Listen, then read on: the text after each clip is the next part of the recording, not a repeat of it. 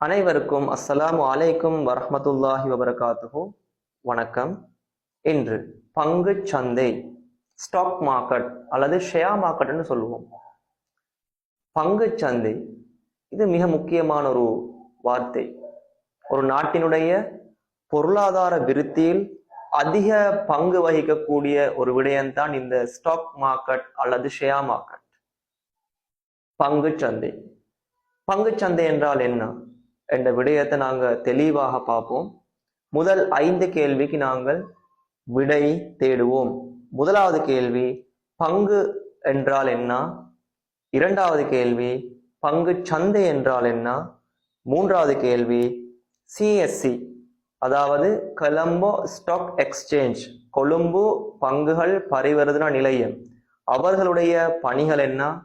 நான்காவது கேள்வி, கொலம்போ ஸ்டாக் எக்ஸ்சேஞ்சில், கொலம்போ பங்கு பரிவர்த்தனை நிலையத்தில் பதிவு செய்யப்பட்டுள்ள தரகர்கள் அதாவது புரோக்கர்ஸ்னு சொல்லுவோம், அவர்களுடைய பணிகள் என்ன?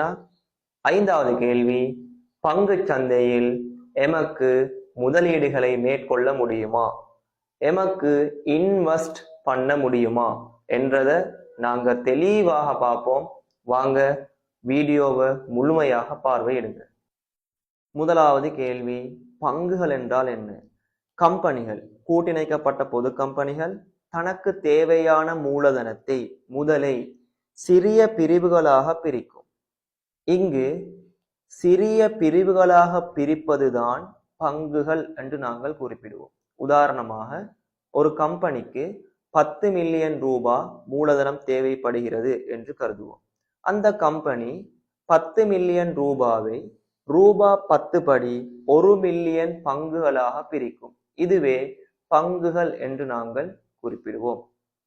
அடுத்தது இரண்டாவது கேள்வி, பங்கு சந்தை என்றால் என்ன? பங்கு சந்தை, சந்தை என்பது கொள்வனவாளரும் விற்பனையாளரும் சந்திக்கின்ற எந்த ஒரு நிலைமையும் சந்தை என்று குறிப்பிடுவோம்.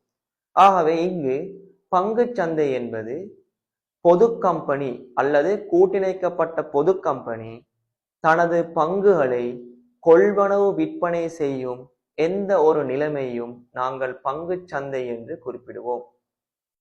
மூன்றாவது கேள்வி, கொழும்பு பங்குகள் பரிவர்த்தனை நிலையம். இந்நிறுவனமானது கூட்டிணைக்கப்பட்ட பொது கம்பெனிகளை தங்கள் நிறுவனத்தில் பதிவு செய்து கொள்ளுமாறு அழைப்பு விடுக்கும். அவ்வாறு பதிவு செய்து கொண்டால் அதனை நாம் பட்டியல் படுத்தப்பட்ட கம்பெனி என்று அழைப்போம். இவ்வாறு பட்டியல் படுத்தப்பட்ட கம்பெனிகளின் பங்குகளை கொள்வனவு விற்பனை செய்யக்கூடிய அந்த வசதியினை கொழும்பு பங்குகள் பரிவர்த்தனை நிலையம் செய்து கொடுக்கும். அதே போன்று பட்டியல் படுத்தப்பட்ட கம்பெனிகளின் வருடாந்த ஆண்டறிக்கை, நிதி நிலைமைகள், கம்பெனியின் நிலைமைகள், அதே போன்று பங்கின் விலை, விலை மாற்றங்கள், விலை அறிக்கைகள் போன்ற அனைத்து தகவல்களையும் கொழும்பு பங்குகள் பரிவர்த்தனை நிலையம் வெளிப்படுத்தும். அதே போன்று பட்டியல்படுத்தப்பட்ட கம்பெனிகளுக்கு தேவையான ஆலோசனைகளையும் இந்நிறுவனம் செய்து கொடுக்கும்.